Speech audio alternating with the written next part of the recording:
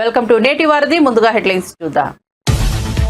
రేపటి నుంచే రాష్ట్రంలో వాట్సాప్ ద్వారా 161 రకాల సేవలు. చంద్రబాబు సమీక్ష. రేపు వాట్సాప్ గవర్నెన్స్ సేవలు ప్రారంభించనున్న మంత్రి లోకేష్. మొదటి దఫాలో పౌరులకు అందుబాటులోకి వివిధ రకాల సేవలు. గతేడాది మెటాతో ఒప్పందం. కేటీఆర్ ఒక పలికి మారిన వ్యక్తి అన్న కోమటిరెడ్డి. ప్రతిపక్ష నేత పదవి కోసం కేటీఆర్ హరీష్ రావు కొట్టుకుంటున్నారని విమర్శ. కేసీఆర్ మాదిరి తాను ఎలక్షన్ కలెక్షన్ చేయలేదని వ్యాఖ్య.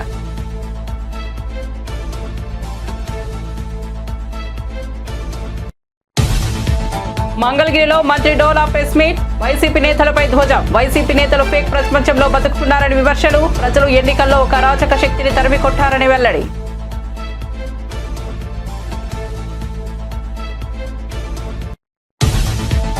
రైలు పట్టాలపై పడుకోబెడతానని ఎమ్మెల్యే గుమ్మనూరు జయరాం వార్నింగ్. తనకు వ్యతిరేకంగా కొందరు తప్పుడు వార్తలు రాస్తున్నారన్న జయరాం. నిరూపించే దమ్ము ఉంటేనే వార్తలు రాయాలని ఎమ్మెల్యే. ఎవరో డబ్బులు ఇస్తారని తప్పుడు వార్తలు రాస్తున్నారని మండిపాటు. ఇక వార్త వివరాల్లోకి వెళ్తే, వాట్సాప్ గవర్నెన్స్ పై ముఖ్యమంత్రి నారా చంద్రబాబు నాయుడు సచివాలయంలో సమీక్ష నిర్వహించారు. రాష్ట్రంలో వాట్సాప్ గవర్నెన్స్ సేవలను ప్రభుత్వం రేపటి నుంచి అందుబాటులోకి తీసుకురానున్న నేపథ్యంలో సీఎం సమీక్షించారు. జనవరి 30 వాట్సాప్ గవర్నెన్స్ సేవలను ఐటీ విద్యాశాఖ మంత్రి నారా లోకేష్ అధికారికంగా ప్రారంభించనున్నారు. ఈ సమీక్షలో సీఎస్కే విజయానంద్తో పాటు ఉన్నతాధికారులు పాల్గొన్నారు. మొదటి విడతగా పౌరులకు 161 రకాల సేవలను ప్రభుత్వం వాట్సాప్ ద్వారా అందించనుంది. ఈ మేరకు సీఎం చంద్రబాబుకు అధికారులు ప్రెజెంటేషన్ ఇచ్చారు. వాట్సాప్ ద్వారా సేవలను పొందాలనుకునే వారు ఏ విధంగా ఆప్షన్లను ఎంచుకున్నారు అనే దానిపై సీఎంకు అధికారులు వివరించారు. రెండవ విడతలో మరిన్ని సేవలకు ప్రభుత్వం అందుబాటులోకి తీసుకురానుంది. మొదటి విడతలో భాగంగా దేవాదాయ, ఎనర్జీ, ఏపీఎస్ఆర్టీసీ, రెవెన్యూ, అన్నా క్యాంటీన్, సీఎంఆర్ఎఫ్, మున్సిపల్ వంటి వివిధ శాఖల్లో సుమారు 161 రకాల సేవలను ప్రవేశపెట్టనుంది. సమగ్ర కులగణన సర్వే నెంబర్ గేమ్ చేంజర్. మంత్రులు ఉన్నతాధికారులతో సమీక్ష. ప్రజాప్రభుత్వం ప్రతిష్టాత్మకంగా చేపట్టిన సమగ్ర కులగణన సర్వేపై పలువురు మంత్రులు ఉన్నతాధికారులతో సమీక్ష నిర్వహించారు. సర్వేను సమర్థవంతంగా పూర్తి చేసే దిశగా భాగస్వాములైన ప్రభుత్వ సిబ్బందికి హృదయపూర్వక అభినందనలు తెలిపారు. ఈ సర్వే దేశ సామాజిక, ఆర్థిక, రాజకీయ పరిస్థితుల్లో గేమ్ చేంజర్ గా మారబోతోందని అధికారులు తెలిపారు. రాష్ట్ర ప్రభుత్వం చేపట్టిన ఈ మహత్తర కార్యక్రమం జాతీయ స్థాయిలో ప్రాధాన్యత పొందుతుందని పేర్కొన్నారు. వివిధ వర్గాలకు ఆర్థిక, రాజకీయ అవకాశాలు అందించడంతో పాటు సంపద సమాన పంపిణీ సాధనలో ఈ సర్వే కీలక భూమిక పోషించనుంది. మీరు పాటించే రెడ్ సిగ్నల్ మీ జీవితానికి గ్రీన్ సిగ్నల్ అంటూ కేంద్ర మంత్రి పెంబసాని చంద్రశేఖర్ యువతకు సందేశం ఇచ్చారు. హెల్మెట్ ధరిస్తే జుట్టుకుంటుందనే దురభిప్రాయం తప్పించుకోవాలని, ప్రాణ రక్షణ కోసం ప్రతి ఒక్కరూ హెల్మెట్ ధరించాల్సిన అవసరం ఉందని సూచించారు. వాహనం నడిపేటప్పుడు ఆలోచన లేకుండా తీసుకునే నిర్ణయాలు ప్రమాదాలకు దారితీస్తాయని ఆయన హెచ్చరించారు. ట్రాఫిక్ నియమాలు పాటించకపోతే ప్రమాదకర పరిణామాలు ఎదుర్కోవాల్సి వస్తుందని గుర్తు చేశారు. కేవలం వ్యక్తిగత భద్రత మాత్రమే కాదు, కుటుంబ సభ్యుల భద్రతకు ఇది చాలా ముఖ్యమని పేర్కొన్నారు. ప్రతి ఒక్కరూ ట్రాఫిక్ నియమాలు ఖచ్చితంగా పాటించి హెల్మెట్, సీట్ బెల్ట్ లాంటి భద్రతా చర్యలను తీసుకోవడం అనివార్యమని మంత్రి సూచించారు. ఒకటి, అసలు వాళ్ళు తప్పు చేయకుండా ఉంటే ఫైన్ చేయించుకోవాల్సిన అవసరం ఉండదు.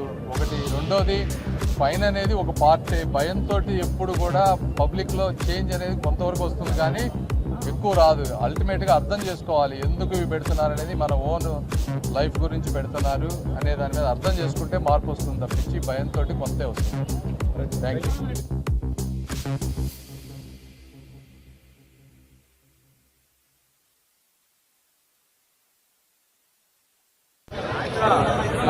హెల్మెట్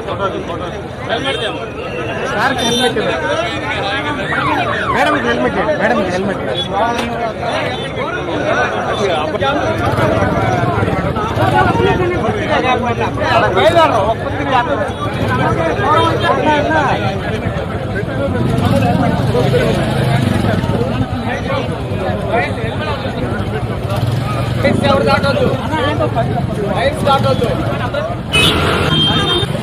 క్లీన్ చేసుకోకపోవటం వల్ల దానికి వెంటిలేషన్ లేకపోవటం వల్ల హెయిర్ లాస్ వస్తుంది తప్పించి కేవలం 10-15 నిమిషాలు, ఒక అర్ధగంట పొద్దున ఈవినింగ్ హెల్మెట్లు పెట్టుకోవడం వల్ల హెయిర్ లాస్ రాదు.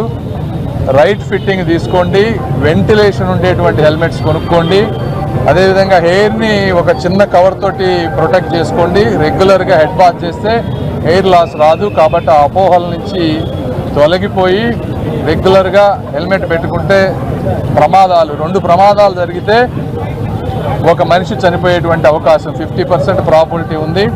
అదేవిధంగా సీట్ బెల్ట్స్ పెట్టుకుంటే 90% చనిపోకుండా ఉండేటువంటి అవకాశం ఉంది. కాబట్టి ఈ రెండు కూడా తప్పనిసరిగా పాటించాలి.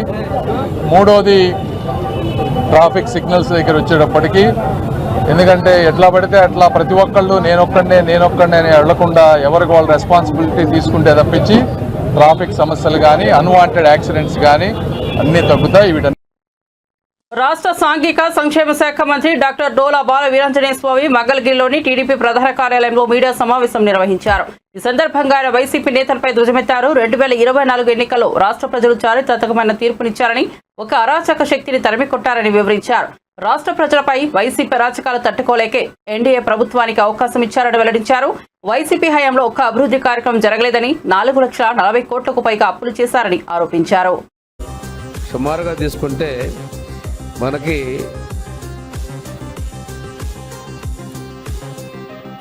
చాలా 4,140 కోట్ల పైన ఉన్నాయి. ఈరోజు తీసుకున్న పరిస్థితుల్లో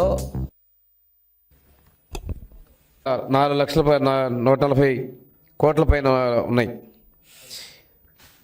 ఈరోజు తీసుకున్న పరిస్థితుల్లో ఈ 7 నెలల్లోనే 5 సంవత్సరాల అభివృద్ధిని మేము చేసి చూపించాం. సూపర్ 6 గురించి మాట్లాడుతున్నారు మీరు. ఒక్కొక్కటి మేము చేసుకుంటూ వస్తున్నాం. 1000 రూపాయలు పెన్షన్ పెంచుతామన్నారు.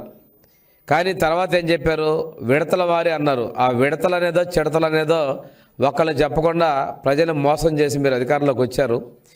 కానీ ఆ 1000 రూపాయలు పెంచడానికి మేము చేసిన 2,000, 3,000 చేయడానికి ఆపసోపాలు పడ్డారు.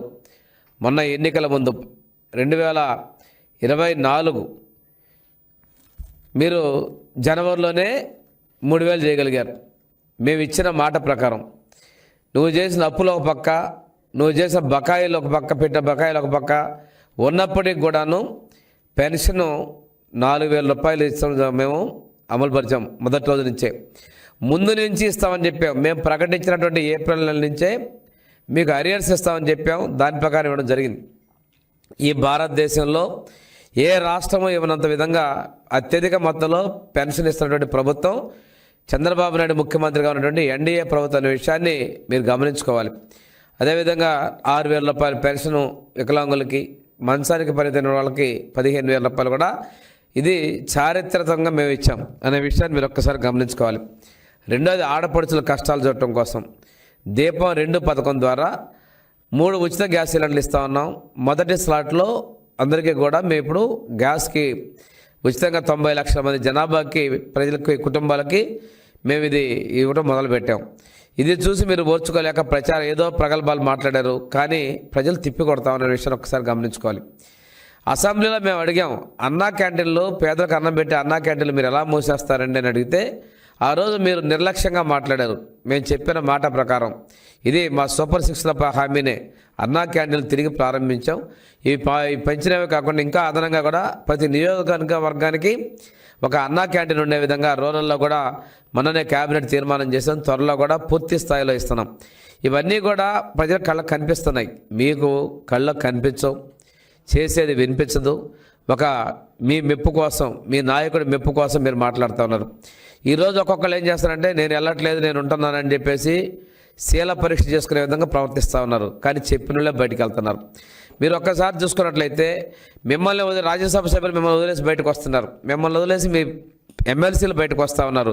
చివరికి రోజుకొక డేట్ మార్చుకుంటా తిరుగుతానని చెప్పేసి ఆయన కూడా బయటకు అక్కడికి వెళ్ళిపోయాడు మీ నాయకుడు. మీ నాయకుడి పరిస్థితి అలాగుంది. మీకు అగమ్య గోచరంగా మెప్పు కోసం ఆయన లేడు, మాకు డ్యూటీ అప్పగిచ్చాడు మాట్లాడదామని చెప్పి నిన్న మొన్నటి తెగరెచ్చిపోయి మాట్లాడుతూ ఉన్నారు. కనిపించట్లేదా మేము చేసినటువంటి అభివృద్ధిని? మీరు చేసిన గుంటల రోడ్డు మొత్తం మేము పూడుస్తూ వస్తున్నాం, అది కనిపించట్లేదా? మీ గుంటల రోడ్లో పడి ప్రాణాలు కోల్పోయేది మీకు కనిపించడం లేదా? మీ పత్రిక ఒకటి ఉంది, బ్లూ మీడియా. ఎప్పుడో 6 సంవత్సరాల నాటి వాటిని తీసుకొచ్చి సద్యవార్తలు తీసుకొచ్చి ఈరోజు కొత్తగా వచ్చిన ప్రజాకవి గద్దర్పై కేంద్ర మంత్రి బండి సంజయ్ చేసిన వ్యాఖ్యలు సరికాదని మంత్రి కోమటిరెడ్డి వెంకటరెడ్డి అన్నారు. అణగారిన వర్గాల కోసం పోరాడిన వ్యక్తి తెలంగాణ ఉద్యమకారుడు గద్దర్ పద్మ అవార్డులకు అర్హుడని తెలిపారు. హైదరాబాద్ లోని గాంధీ భవన్ లో మంత్రితో ముఖాముఖి కార్యక్రమానికి హాజరైన ఆయన బీఆర్ఎస్ నేతలపై విమర్శలు గుప్పించారు. ప్రతిపక్ష నేత పదవి కోసం హరీష్ రావు, కేటీఆర్ కత్తులతో పొడుచుకుంటున్నారని ఆరోపించారు. మాజీ సీఎం కేసీఆర్ 11 నెలలుగా అసెంబ్లీకి రావట్లేదని దుయ్యబట్టారు. బడ్జెట్ సెషన్ కు కేసీఆర్ వస్తారో లేదో చెప్పాలని డిమాండ్ చేశారు. ఉద్యమంలో గద్దరు ఉన్నాడా, బండి సంజయ్ ఉన్నాడా? బండి సంజయ్ అంటే ముందు గద్దరు తెలంగాణ కోసం 69 ఉద్యమం కానీ, మన్నటి ఉద్యమంలో కానీ ఊరూరు తిరిగి పాట పాడుతూ తన పాట ద్వారా ఇలా దేశంలోనే అణగారిన ప్రజల కోసం పోరాడిన వ్యక్తి, తెలంగాణ ఉద్యమంలో పాట చేసిన వ్యక్తి.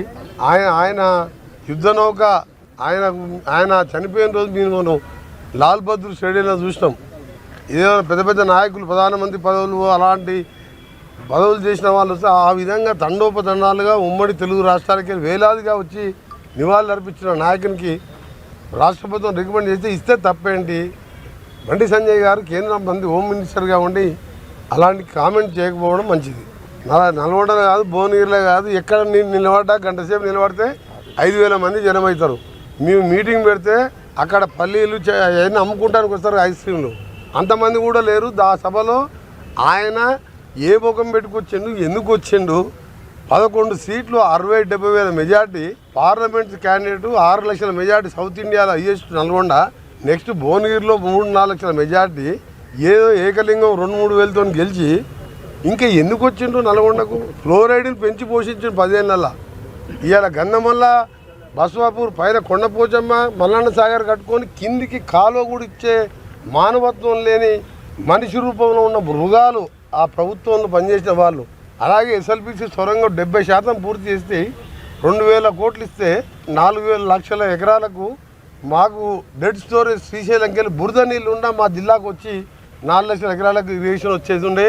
శాశ్వతంగా ఫ్లోరైడ్ పరిష్కారం అవుతుండే. సొరంగాన్ని పూర్తి చేయలేదు, బ్రాహ్మణ వేలను పూర్తి చేయలేదు. ఇప్పుడు మేము పూర్తి చేసుకొని కాలువలు తీసుకొని 20 చెరువులు నింపినప్పుడే తెలంగాణ కోసం కొట్లాడి మంత్రి పదవి వదిలిపెట్టి సొరంగం లాంటి ప్రాజెక్టు తీసుకొచ్చి ఫ్లోరైడ్ కోసం కొట్లాడినప్పుడు వీళ్ళ ఆయన డిప్యూటీ స్పీకర్గా అధికార హోదాలో బుల్లెట్ ప్రూఫ్ కార్లలో తిరుగుతున్నాడు. అప్పుడు ఫ్లోరైడ్ కోసం 12 రోజులు నిరాహార దీక్ష చేసిన మా నాయన ఎమ్మెల్యే కాదు, ట్రాన్స్పోర్ట్ మినిస్టర్ కాదు, డిప్యూటీ స్పీకర్ కాదు, ప్రజల్లో ఉండి ప్రజలతో నుండి యూత్ కాంగ్రెస్ ఎన్ఎస్ఏ నాయకునిగా సొంతంగా కాంగ్రెస్ పార్టీ టికెట్ ఇస్తే ప్రజానాయకుడు, యువ నాయకునిగా ఉండి ప్రజలతో నుండి ఎమ్మెల్యే అయినా 80 ఓట్లతో మెజార్టీ గెలిచిన ఆయన నా మీద విమర్శిస్తావు. కేటీఆర్, నువ్వు, హరీష్ రావు, కోమటిరెడ్డి వెంకరెడ్డికి ఖాళీ గోటికి సరిపోరు. కేసీఆర్ అల్లుడని చెప్పి ఆయన లీడర్ అయ్యిండు, నువ్వేమో కేసీఆర్ కొడుకని లీడర్ అయినావు. మా నాయన ఏం చేస్తాడు? వ్యవసాయం చేసుకుంటాడు. ఎట్లయినా నేను 5 సార్లు ఎమ్మెల్యేకి, ఒకసారి ఎంపీగా. నువ్వు మొన్న నీ ఎందుకు పార్లమెంట్ ఎన్నికల్లో నా కాన్ఫిడెన్స్ నేను 1 గంట కూడా ప్రచారం చేయలే, 60,000 మెజార్టీ వచ్చింది మా రఘువీర్ రెడ్డికి. నువ్వు సిరిసిల్లలో 10,000 కోట్లు అభివృద్ధి చేసుకున్నావు కదా, 6,000 మైనస్ ఎందుకు వచ్చింది? 6,000 బండి సంజయ్కి లీడ్ ఎందుకు వచ్చింది? బీజేపీతో కుమ్మకైనావా, లేకపోతే ప్రజలు నీ ముఖం చూడలేక వేరే పార్టీకి ఓటేసినా? 30 ఏళ్ళలో ఒక్కసారి నా పేరు వచ్చింది, నాది ఎక్కడైనా కబ్జాలు చేసి దోసుకున్నాను. మాజీ మంత్రి గుంతకల్ ఎమ్మెల్యే గుమ్మనూరు జయరాం జర్నలిస్టులపై బెదిరింపులకు పాల్పడ్డారు. ఇందుకు సంబంధించిన వీడియో వైరల్ అవుతోంది. మా తమ్ముడిపై వార్తలు రాస్తే రైలు పట్టాలపై పడుకోబెడతా అని ఆయన హెచ్చరించినట్లు అందులో ఉంది. ప్రశ్నలు ఏవైనా ఉంటే తన ఎదుటి అడగాలన్నారు. తాను వెళ్ళాక తనపై తప్పుగా రాస్తే ఊరుకునేది లేదని హెచ్చరించారు. ఏమన్నా అనుకోవచ్చు, మీడియా, ప్రతి మీడియాకి, ఏ ఛానల్కైనా అడగండి. ఉందా? క్వశ్చన్ ఉందా? ఏం పర్వాలేదు, ఫ్రెండ్లీగా అడదాం. ఫ్రెండ్లీగానే, శత్రుత్వం వద్దు, ఫ్రెండ్లీగానే. నేను పోయిన తర్వాత అది ఇది అని చెప్పి రాస్తే మాత్రము మరి మీరే అన్నారు పట్టాల మీద పండు పెడతారు. మరి అది లేకపోయినప్పుడు మీరు నిరూపించకపోతే పట్టాల మీద పండు పెట్టే కూడా నేను సిద్ధంగా ఉన్నాను. ఎందుకంటే నాకేం లెక్కలే, అన్ని విధాలుగా చేసి వచ్చినోడిని. రాసుకోండి, నేను తప్పు చేయను. తప్పు చేస్తే మాత్రము మీరు నన్ను మీడియా కాకుండా ఏదనకైనా కానీ మీరు నన్ను బహిరంగంగా మీరు చేయొచ్చు. కానీ నేను తప్పు చేయకోకుండా దాన్ని నా తమ్ముడు తప్పు చేసినాడు, ఇంకోరు తప్పు చేసినాడు అనే మాట మాత్రము వెనక్కి నుంచి అనద్దండి. ఏదైనా తప్పు చేసినాడని చెప్పి నేరుగా అడగండి. ఆ తప్పు ఏమన్నా చేసింటే నేను సరిదిద్దుకుంటా, తప్పు చేయకపోతే మాత్రం తాట తీస్తా. ఇది మరొకసారి హెచ్చరిస్తున్నా. నా పైన రాసేటప్పుడు కూడా ఎవరైనా కానీ అన్ని విధాలుగా ఆలోచన చేసి రాయండి. నేను కబ్జా చేస్తే మాత్రం తల వంచుతా, కబ్జా చేయకపోతే తల ఎత్తుకొని నడుస్తా. మీరు ఎవరైనా అడిగేదంటూ ఉంటే అడగండి. ఏమిది ధైర్యంగా చెప్తున్నాడు, కబ్జా చేసినాడా చేయలేదా, మరి ఎంతమందిని పట్టాల మీద పండబెట్టినారా అనేది న్యూస్లో వస్తుండదు.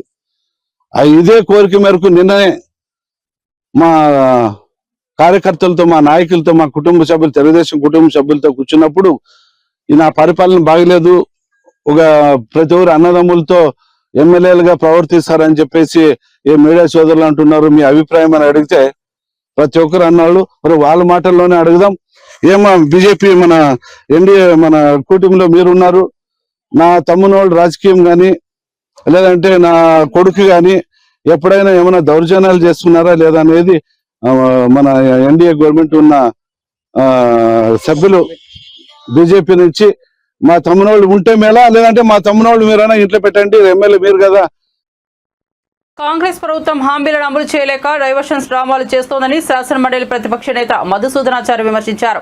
గతేడాది సీఎం రేవంత్ రెడ్డి 40,000 కోట్ల పెట్టుబడులు తెచ్చామన్నా ఇప్పటి వరకు రాష్ట్రానికి ₹1 కూడా రాలేదని ఆయన ఆరోపించారు. ప్రజలు కాంగ్రెస్ హామీలపై ప్రశ్నిస్తుంటే వాటికి సమాధానం చెప్పలేక ప్రజల దృష్టి మరల్చే ప్రయత్నాలు చేస్తున్నారని మండిపడ్డారు. కేవలం మాటలు కాదు, అమలు చేయగల సామర్థ్యం ఉంటేనే ప్రజలు విశ్వసిస్తారని మధుసూదనాచారి హెచ్చరించారు. ఆయన మాటలు, ఆయన వ్యవహార శైలి ఈపాటి ముఖ్యమంత్రి ఇండియాలో లేదన్నట్టుగా ఆయన వ్యవహార శైలి ఉన్నది.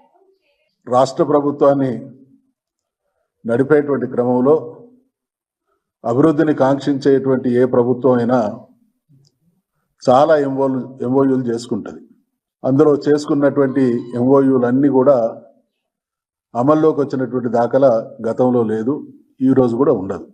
1,82,000 కోట్లు ఎంఓయూలు చేసుకోవడమే పెట్టుబడులు తరలి వచ్చినట్టుగా ఆయన భ్రమిస్తూ ఉన్నాడు. అయితే ఇదే సందర్భంగా ఈ ఎంఓయూల విషయంలో చంద్రబాబు నాయుడు గారు ఆంధ్రప్రదేశ్ సమైక్య ఆంధ్రప్రదేశ్కు, ఈరోజు ఆంధ్రప్రదేశ్ రాష్ట్రానికి ముఖ్యమంత్రిగా కొనసాగినటువంటి వ్యక్తి, అనేక సందర్భాల్లో అనేక ఎంఓయూలు చేసుకున్నటువంటి వ్యక్తి. ఎంఓయూల విషయంలో చంద్రబాబు నాయుడు గారి కామెంట్ ఏంటంటే, దావోస్లో జరిగేది ఓన్లీ నెట్వర్కింగ్ మాత్రమే, అంతకుమించి అక్కడ ఏమీ ఉండదు అని ఆయన అంటున్నాడు. ఇక ఈరోజు ముఖ్యమంత్రి రేవంత్ రెడ్డి గారి డిప్యూటీ సీఎం గారైనటువంటి బట్టి విక్రమార్క గారు వారంటున్నటువంటి మాట ఏంటంటే, ఎంఓయూలు అన్నీ ఎక్స్ప్రెషన్ ఆఫ్ ఇంట్రెస్ట్ మాత్రమే అని అంటా ఉన్నారు. ఒకవైపు అభిప్రాయాలు, వాస్తవాలు ఆ రకంగా ఉంటే ఈ దేశంలో ఏ రాష్ట్ర ముఖ్యమంత్రి ఎన్నడూ దేని విధంగా ఇంత పెద్ద ఎత్తున ఎంఓయూలు చేసుకున్నాం, ఈ పెట్టుబడులు వచ్చినటువంటి భ్రమింపజేసేటువంటి మాటలు ముఖ్యమంత్రి మాట్లాడుతూ ఉన్నాడు. ఇదే ముఖ్యమంత్రి గడిచిన సంవత్సరం కూడా దావోస్లో ఎంఓయూలు చేసుకున్నారు. ఆ రోజు వాళ్ళు చేసుకున్నటువంటి ఎంఓయూల విలువ 40,000 కోట్లు. దాంట్లో ఇప్పుడు మాకున్నటువంటి సమాచారం ప్రకారం 10-12,000 కోట్లు మాత్రమే మెటీరియలైజ్ అయినాయి. ఇదొక భాగం అయితే, ఇందులో ఇంకొక గొప్ప కోణం ఏంటంటే, మొన్న అక్కడ ఎంఓయూలు చేసుకున్నటువంటి వాళ్ళల్లో మనకు సంబంధించినటువంటి వాళ్ళు రామ్కి కావచ్చు, మేఘా కావచ్చు ఇటువంటి సంస్థలన్నీ కూడా ఇక్కడికి సంబంధించినవి. వీళ్ళు కూడా పెద్ద ఎత్తున అక్కడ ఎంఓయూలు చేసుకున్నారు. అంటే ఫిగర్ ఎక్స్పోజ్ చేయడానికి మాత్రమే తప్ప, ఇది రేవంత్ రెడ్డి గారు నేను గొప్పగా కార్యక్రమాలు చేస్తున్నా అనేటువంటి దాన్ని నమ్మించడం కోసం ఈ రకంగా చేస్తూ ఉన్నాడు. అసలు జరుగుతున్నది ఏంది? ఆంధ్ర రాష్ట్రంలో వారు ముఖ్యమంత్రి అయి తెలంగాణలో కాంగ్రెస్ ప్రభుత్వం ఏర్పడి 13 మాసాలు గడిచిపోయినాయి. వాళ్ళు గతంలో ఇచ్చినటువంటి హామీలు, కాంగ్రెస్ పార్టీ అంటే నిన్న మొన్న వచ్చినటువంటి రాజకీయ పార్టీ కాదు, ప్రభుత్వాలు కూడా ఆ పార్టీకి కొత్త కాదు. దేశానికి స్వాతంత్రం వచ్చినటువంటి అనంతరం ఈ దేశాన్ని అత్యధిక రాష్ట్రాలు అత్యధిక కాలం పాలించింది కాంగ్రెస్ పార్టీ. ప్రజలకు మేలు చేయాలనే ఆలోచన చంద్రబాబుకు లేదని వైఎస్ఆర్సీపీ ఎమ్మెల్సీ మండుతోక అరుణ్ కుమార్ మండిపడ్డారు. ఇచ్చిన హామీలను అమలు చేసే ఉద్దేశమే ఆయనకు లేదని ధ్వజమెత్తారు. ఆయన మీడియా సమావేశంలో మాట్లాడుతూ జనాన్ని పచ్చి మోసం చేసిన వ్యక్తి చంద్రబాబు సూపర్ 6 అడిగితే డైవర్షన్స్ రాజకీయాలు చేస్తున్నారని దుయ్యబట్టారు. ఎన్నికలకు ముందు అబద్ధపు హామీలు ఇచ్చి అధికారంలోకి వచ్చారు. ఇప్పుడు పథకాల గురించి అడిగితే సంపద సృష్టి తర్వాతనే అమలు చేస్తామని అంటున్నారు. చంద్రబాబు ఆర్థిక అరాచకవాది, కాగ్ లెక్కలను కూడా తప్పుగా మార్చి మాట్లాడుతున్నారని ధ్వజమెత్తారు. ఒక క్లారిటీ లేదు. ఎప్పుడు చూసినా గత ప్రభుత్వం మీద నిందలే తప్ప వాళ్ళు చేయదగ్గ పనులు, చేయవలసిన పనులు ఎప్పుడూ కూడా చేయాలని ఉద్దేశం లేదు అనిపిస్తుంది. మరి రాష్ట్రానికి ఈ ముఖ్యమంత్రి చంద్రబాబు నాయుడు గారు 4సారి ముఖ్యమంత్రి అయ్యారు. సుమారు 45 సంవత్సరాల రాజకీయ అనుభవం ఉన్న వ్యక్తి. ఈ అనుభవం ఉన్న వ్యక్తికి ప్రభుత్వ ప్రాధాన్యతలు ఏంటి, మేము ఎటువంటి వాగ్దానాలు చేశాం, ఆ వాగ్దానాలు ఎలా అమలుపరచాలి, ఎటువంటి హామీలు ఇచ్చామనే దాని మీద ఒక స్పష్టత లేదు, ఒక విశ్వాసం లేదు. ఎన్నికల ముందు హామీలు ఇచ్చాం, గెలిస్తే చాలు, ప్రజల్ని వదిలేయించిన విధంగా చేస్తూ ప్రజల్ని పచ్చి మోసం చేస్తున్న వ్యక్తి గారు ఎవరున్నారంటే ఈ రాష్ట్ర ముఖ్యమంత్రి చంద్రబాబు నాయుడు గారు. మరి ఈ వాగ్దానాలు, ఈ హామీలు, వాళ్ళ మేనిఫెస్టో ఏదైతే సూపర్ 6 అన్నారో ఆ సూపర్ 6 అమలు, వాటి మీద మాట్లాడకుండా ఎప్పుడు చూసినా ఒక డైవర్షన్ పాలిటిక్స్ మీదే తెర చూపిస్తున్నారు. ఏ నెలకు ఆ నెల, ఏ వారానికి ఆ వారం సూపర్ 6 అడిగితే చాలు డైవర్షన్ పాలిటిక్స్ చేస్తూ ఉంటారు. మరి ఇప్పటికే కూడా ప్రజలు తేడా చూస్తున్నారు. వైఎస్ఆర్ కాంగ్రెస్ పార్టీ ప్రభుత్వంలోని పనులు ఏ విధంగా మేనిఫెస్టోకి మేము అత్యంత ప్రాధాన్యత ఇచ్చాం, ఏ విధంగా మేనిఫెస్టోని తూచా తప్పకుండా అమలు చేశాం. మా మేనిఫెస్టో ఏమైతే హామీలు ఇచ్చామో ఆ హామీల్ని ప్రజలకు తెలిసే విధంగా ప్రతి ప్రభుత్వ ఆఫీసులో మా ప్రాధాన్యత ఇది, మా మేనిఫెస్టో ఇది, మాకు ఇన్ని ఉన్నా సరే, ఇబ్బందులు ఉన్నా సరే మా మేనిఫెస్టోని మేము తూచా తప్పకుండా చేస్తామని మేము ప్రతి కార్యాలయం మీద బోర్డులు పెట్టి మరీ కూడా ప్రదర్శించాం. మరి ఇప్పుడు ఈ ప్రభుత్వమో సూపర్ 6 అన్నారు, సూపర్ 7 అన్నారు. మాజీ మంత్రి పెద్దిరెడ్డి కుటుంబం చేయని కబ్జాలు లేవని మంత్రి సత్యకుమార్ ఆరోపించారు. తిరుపతి శిల్పారామంలో నిర్వహించిన రోటరీ క్లబ్ 41వ అంతర్ జిల్లాల సెమినార్లో ఆయన పాల్గొన్నారు. తంబళ్లపల్లె, మదనపల్లితో పాటు ఎక్కడికి వెళ్లినా పెద్దిరెడ్డి కుటుంబం కబ్జాలకు పాల్పడిందని ధ్వజమెత్తారు. వారి అవినీతి బయటకు వస్తుందని, ఎంఆర్ఓ కార్యాలయంలోని డాక్యుమెంట్లను కాల్చేసే స్థాయికి దిగజారని మండిపడ్డారు. ప్రజలు మీరు ఇచ్చిన వాగ్దానం నెరవేర్చలేదు కాబట్టి మిమ్మల్ని అంత దారుణంగా మిమ్మల్ని ఓడించారు. ప్రతిపక్ష హోదా కూడా ఇవ్వలేదు. ప్రజా సమస్యలు మీరు అసెంబ్లీకి వచ్చి లేవనెత్తాల్సింది పోయి ట్విట్టర్ మాధ్యమంగానో సొంత పత్రిక పెట్టుకుని అబద్ధాలు చల్లి బురద జల్లుతారంటే ప్రజలు నమ్మే పరిస్థితి లేదు. ప్రజలకు తెలుసు ఇచ్చిన హామీని నెరవేరుస్తున్నారు. మొదటి నెలలోనే పెన్షన్ పథకం ఏది ఇస్తామన్నామో దాన్ని 3 నుంచి 4 వేలకు పెంచాము. 3,000 నుంచి 6,000 దివ్యాంగులకు పెంచాము. మంచానికి పరిమితమైన వాళ్ళని 15,000కు పెంచాము. 33,000 కోట్లు సాలీనా ఇవాళ పెన్షన్లని 65 లక్షల మందికి అందించే ప్రయత్నం చేస్తున్నాం. ప్రతి అర్హత కలిగిన ప్రతి మహిళకి ఉచితంగా 3 సిలిండర్లు అందించే ప్రయత్నం చేస్తున్నాం. డిఎస్సి నోటిఫికేషన్ ఇస్తాం. రైతన్నకి 20,000 రూపాయలు అన్నదాత సుఖీభవ ఇస్తాం. ప్రతి తల్లికి వందనం పేరుతో ఇస్తాం. ఆ క్రమంలో తను ఎదుర్కొంటున్న ఆర్థిక ఇబ్బందుల గురించి ముఖ్యమంత్రి గారు చెప్తుంటే దాన్ని వక్రీకరించి అనని మాటలు అన్నట్టుగా చెప్పే ప్రయత్నం చేశారు. మీరు ఒక 1,000 రూపాయలు పెంచడానికి పెన్షన్ పెంచడానికి 5 సంవత్సరాలు తీసుకున్న విషయాన్ని మర్చిపోతే ఇంతకన్నా సిగ్గుచేటైన విషయం ఉందా? 1,000 రూపాయలు పెంచడానికి మీరు 5 సంవత్సరాలు తీసుకొని ఇవాళ సూపర్ 6 మీరు 6 నెలల్లో పూర్తి చేయలేదు, 5 నెలల్లో పూర్తి చేయలేదు అంటే మీరు 5 సంవత్సరాల్లో మీరు ఇచ్చిన హామీల్లో ఏది నెరవేర్చాలనే విషయం మీకు తెలియదా? కాబట్టి ప్రజలు గమనిస్తున్నారు, ప్రజలకు తెలుసు. ప్రజలు మిమ్మల్ని తిరస్కరించారు, దారుణంగా తిరస్కరించారు. చేసుకోండి, కొన్నాళ్ళు సమయం ఇవ్వండి ప్రభుత్వానికి. ఈ ఆర్థిక ఇబ్బందుల నేపథ్యంలో కూడా గట్టిగా పనిచేస్తోంది. కేంద్రం నుంచి కూడా గట్టిగా సహకారం అందుతోంది. కేంద్రంలో రాష్ట్రంలో ఎన్డీఏ ప్రభుత్వం వస్తే ఎటువంటి లబ్ధి జరుగుతుందన్న విషయం మేము గతంలో చెప్పాం. అదేవిధంగా రాష్ట్రం ఇవాళ పారిశ్రామికకరంగా ముందుకెళ్తుంది, అభివృద్ధి పదంలో ముందు పరుగులు తీస్తూ ఉంది. రోడ్ల మీద గుంతలు పూడ్చే ప్రయత్నం చేస్తాం, గ్రామీణ ప్రాంతాల్లో సిమెంట్ రోడ్లు వేస్తున్నాం. గతంలో ఇవి ఏవీ లేదు. పంచాయతీలకు నిధులు ఇస్తున్నాం, పంచాయతీలు ప్రజలు ఆనందంగా ఉన్నారు. ప్రతి ఇంటికి క్రమం తప్పకుండా పెన్షన్ చేరుతుంది, ప్రతి ఇంటికి క్రమం చెప్పకుండా మీలాగా బియ్యం వ్యాపారం చేయకుండా పేదలకు అందాల్సిన బియ్యాన్ని కేంద్ర ప్రభుత్వం చూస్తున్న బియ్యాన్ని అందించే ప్రయత్నం చేస్తున్నాం. కాబట్టి ప్రజలు గమనిస్తున్నారు. ఇట్లా తప్పుడు ప్రచారాలు మానుకొని ఇప్పటికైనా ఒక నిర్మాణాత్మకమైన ప్రతిపక్ష పాత్ర పోటిస్తే కనీసం ప్రజలు మిమ్మల్ని గుర్తిస్తారు, లేకపోతే రాబోయే ఎన్నికల నాటికి మిమ్మల్ని భూస్థాపితం చేస్తారనే విషయాన్ని వారు గుర్తుపెట్టుకోవాలి. జయసాయి రెడ్డి గారు ఆయన రాజీనామా చేసిన దాంట్లో చెప్పారు ఆయనకు బీజేపీకి ఏం సంబంధం. నాకైతే తెలియదు ఆయన బీజేపీలో. నేను రాజకీయాలకు దూరంగా ఉంటున్నా. నేను ఒక పార్టీలో ఉండడం కారణంగా ఆ పార్టీ అంటే విరక్తి పుట్టింది. ఆ పార్టీ చేసిన పాపాలు చూసి నాకు ఒక వైరాగ్యం కలిగింది. ఇటువంటి పార్టీలో నేను ఇన్నాళ్ళు ఎందుకు ఉన్నానా అని వారు బాధపడతా, నాకు రాజకీయాలే వద్దు, ఇటువంటి పార్టీలు ఇంకా ప్రపంచంలో ఉండకూడదు అని వారు చెప్పి వారు వ్యవసాయం చేసుకుంటానే బయటకు వెళ్ళారు. కాబట్టి ఇంకో పార్టీలో చేరుతారా లేదా అనే విషయం అయితే నాకు తెలియదు. ఆయన వ్యవసాయం చేస్తాను, ఆ పార్టీ అంత రోత పార్టీ ఉంది కాబట్టి ఆ పార్టీ కారణంగా నాకు వైరాగ్యం వచ్చిందని ఆయన వైరాగ్యం కారణంగా వ్యవసాయం చేస్తా అన్నారు. కానీ ఇతర పార్టీలో చేరుతానని ఆయన చెప్పినట్టు నాకు తెలియదు. చర్యల విచారణ ఇప్పుడు పెద్దిరెడ్డి గారు ఆక్రమించింది ఎక్కడ? మేము మొదటి నుంచి కూడా చెప్తున్నాం, ఆయన ఫ్యాక్టరీలు తెమ్మంటే దొంగ ఓట్ల ఫ్యాక్టరీలు తెచ్చాడని.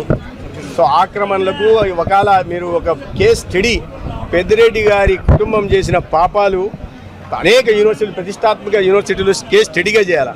ఇటువంటి మోసాలు, ఇటువంటి ఘోరాలు, ఇటువంటి పాపాలు, ఇటువంటి కబ్జాలు, ఇటువంటి అరాచకాలు ఒక కుటుంబం చేయగలదా రాజకీయాల్లో అనే విషయాన్ని వాళ్ళని కేస్ స్టడీగా తీసుకోవాల్సింది. వారు చేయని కబ్జా లేదు, వారు చేయని పాపం లేదు. అక్కడెందుకు తమ్మలపల్లి ప్రాంతానికి పోతే, మదనపల్లి ప్రాంతానికి పోతే ఎక్కడికి పోయినా కూడా కబ్జాలు చేశారు. చివరికి ఎంతకు బరితెగిచ్చారంటే వాళ్ళ పాపాలు బయటకు పడతాయని చెప్పి ఎంఆర్ఓ ఆఫీస్ని దాంట్లో ఉన్న డాక్యుమెంట్లను కాల్ చేసే స్థాయికి దిగజారారు. విచారణ జరుగుతుంది, ఖచ్చితంగా దోషులు తప్పించుకునే ప్రసక్తి లేదు. గతంలో మదనపల్లి ఫైల్స్ విషయంలో బయట అదే అటవీ భూములు కూడా అటవీ శాఖ మంత్రిగా అంటే మీకు వాళ్ళకి ఏమనుకున్నారంటే పలానా శాఖ ఇస్తే ఆ శాఖకు సంబంధించినవన్నీ నా ఆస్తులే. టీడీపీ హామీలో కంటే వైఎస్ జగన్మోహన్ రెడ్డి పాలనలో రాష్ట్ర ఆదాయం పెరిగిందని మాజీ మంత్రి చెల్లుపోయిన వేణుగోపాలకృష్ణ తెలిపారు. వైఎస్ఆర్ కాంగ్రెస్ పార్టీ హయాంలో సగటు వార్షిక వ్యయం కూడా ఎక్కువగా ఉందన్నారు. అమరావతి, పోలవరం ప్రాజెక్టులు చంద్రబాబుకు మాత్రమే లాభపడ్డాయని, ఆయన కుటుంబ వ్యాపార సంస్థ హెరిటేజ్ ఆస్తులు 900 కోట్లు పెరిగాయని ఆరోపించారు. టీడీపీ హయాంలో సామాన్య ప్రజల జీవనం మరింత కష్టంగా మారిందని విమర్శించారు. 978 కోట్లు సుమారు ఎంత పెరిగింది? 58,000 కోట్లు ఎక్కడ, 92,000 కోట్లు ఎక్కడ? ఆదాయాన్ని పెంచినటువంటి నాయకుడిగా జగన్మోహన్ రెడ్డి గారు ఉన్నారని సందర్భంగా గుర్తు చేస్తా ఉన్నాను. అలాగే సామాజిక రంగంపై సగటు వార్షిక వ్యయం ఎవరైతే వైఎస్ఆర్ కాంగ్రెస్ పార్టీ తరఫున చేసినటువంటిది తెలుగుదేశం 2,437.43 కోట్లు ఖర్చు పెడితే వైఎస్ఆర్ కాంగ్రెస్ పార్టీ అధికారంలో ఉండగా 5,224.83 కోట్లు ఖర్చు పెట్టారు. అంటే 2,437 కోట్లు ఎక్కువ ఆయన దృష్టిలో. 5,234 కోట్లు ఖర్చు పెడితే తక్కువ అనేటువంటి మాట చంద్రబాబు నాయుడు గారు వల్లి వేస్తున్నారు. ఇది అరిచేతిలో వైకుంఠమే కదా. ఖచ్చితంగా ఈ లెక్కలో గనక తీసుకున్నట్లయితే అంకెల గారడితో చంద్రబాబు నాయుడు గారు ప్రజల్ని మోసగిస్తున్నాడు. ప్రజలకు కావాల్సింది మీరు చెప్పిన హామీలు అమలు, అది గమనించమని ఈ సందర్భంగా వారికి నేను మనవి చేస్తా ఉన్నాను. ఒక్కటి, నేను మళ్ళీ పవన్ కళ్యాణ్ గారికి విజ్ఞప్తి చేస్తా ఉన్నాను. లేదా పవన్ కళ్యాణ్ గారిని ఇది మీరు అడుగుతున్నాం అనుకుంటున్నారా, డిమాండ్ అనుకుంటున్నారా? మీకున్నటువంటి మీరు కూడా ప్రజలతో పాటు మోసపోవాలనుకుంటున్నారా? మీరు కూడా ప్రజలను మోసగించారు చంద్రబాబు నాయుడు గారు, మళ్ళీ మిమ్మల్ని కూడా మోసగించే పరిస్థితి వస్తుంది. ఖచ్చితంగా మీరు కూడా అడగనట్లయితే మీరేం చెప్పారు? సూపర్ 6 హామీలు ఖచ్చితంగా అమలు చేస్తామని చెప్పారు. ఇవాళ 15% వృద్ధి రేటు సాధించిన తర్వాత అమలు చేస్తామనంటే, అయ్యా నాయుడు గారు, ప్రభుత్వం 5 సంవత్సరాలు 8 మాసాలు అయిపోయింది. అంటే మీ దగ్గర ఉన్నది 4 సంవత్సరాలు 2 మాసాలు, 6 మాసాలు ఎన్నికలకు తీసేయండి. అంటే 3 సంవత్సరాలు 8 మాసాలు. 3 సంవత్సరాలు 8 మాసాల్లో మీరు ప్రజలకు ఇచ్చినటువంటి హామీలని ప్రణాళిక చేసుకున్నారు ప్రజలు. చంద్రబాబు నాయుడు గారు వస్తే జగన్మోహన్ రెడ్డి గారి కంటే ఎక్కువ వాలంటీర్లు అనుకున్నారు 5 కాదు 10 వస్తుందని, మహిళలు అనుకున్నారు నెల 15,000 వస్తుందని వయసుతో సంబంధం లేకుండా, తల్లులు అనుకున్నారు నాకు ఒక బిడ్డకే బులెటిన్ ముగించే ముందు హెడ్లైన్స్ మరోసారి చూద్దాం. రేపటి నుంచే రాష్ట్రంలో వాట్సాప్ ద్వారా 161 రకాల సేవలు, చంద్రబాబు సమీక్ష. రేపు వాట్సాప్ గవర్నెన్స్ సేవలు ప్రారంభించనున్న మంత్రి లోకేష్. మొదటి దఫాలో పౌరులకు అందుబాటులోకి వివిధ రకాల సేవలు. గతేడాది మెటాతో ఒప్పందం. కేటీఆర్ ఒక పనికి మాలిన వ్యక్తి అన్న కోమటిరెడ్డి. ప్రతిపక్ష నేత పదవి కోసం కేటీఆర్ హరీష్ రావు కొట్టుకుంటున్నారని విమర్శ. కేసీఆర్ మాదిరి తాను ఎలక్షన్ కలెక్షన్ చేయలేదని వ్యాఖ్య.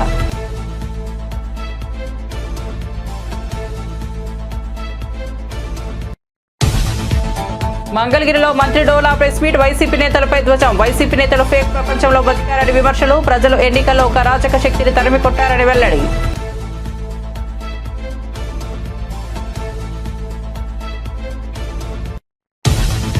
రైలు పట్టాలపై పడుకోబెడతానని ఎమ్మెల్యే గుమ్మనూరు జయరాం వార్నింగ్. తనకు వ్యతిరేకంగా కొందరు తప్పుడు వార్తలు రాస్తున్నారన్న జయరాం. నిరూపించే దమ్ము ఉంటేనే వార్తలు రాయాలన్న ఎమ్మెల్యే. ఎవరో డబ్బులు ఇస్తారని తప్పుడు వార్తలు రాస్తున్నారని మండిపాటు.